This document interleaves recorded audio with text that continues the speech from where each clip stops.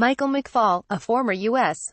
ambassador to Russia, will meet with President Trump. Donald John Trump. Two women win Georgia Dem runoffs, extending streak for female candidates. Giuliani on Trump. Cohen audio. I've dealt with much worse tapes than this. Roseanne to sit down with Hannity in first television interview since ABC canceled show. Moore's top Russia advisor at the White House on Tuesday, according to a Washington Post report. The meeting with Fiona Hill, a senior director on the National Security Council, comes days after the White House said the president was considering allowing Russian authorities to question U.S.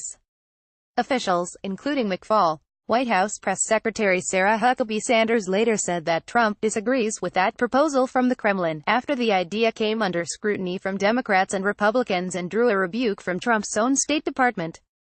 The Senate also unanimously passed a resolution warning Trump against turning over former diplomats and officials for questioning. According to the Post, it's not clear what will be on the agenda for McFaul's meeting with Hill, or whether the White House will seek to reassure the former ambassador that he will not be sent to Russia for interrogation. McFaul later acknowledged in a tweet on Monday that he was traveling to Washington to meet with U.S.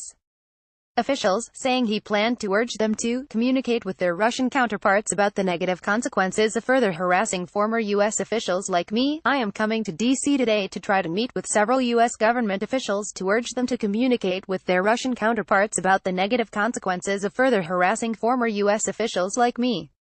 Not news. Michael McFaul, at McFaul, July 23, 2018. Hill is a well-known hawk on Russia and has been particularly critical of Russian President Vladimir Putin. She accompanied Trump to Helsinki last week for a summit with the Russian leader. After the joint press conference, the Russian Prosecutor General's office released a list of U.S. citizens that included McFaul and others who Russia believes are connected to British financier Bill Browder. Trump stirred controversy at that summit when he challenged the U.S.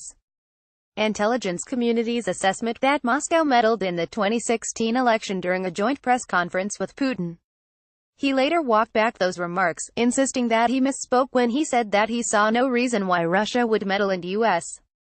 affairs. He said he meant to say instead that he saw no reason why Russia wouldn't interfere in American elections, updated at 5:04 p.m.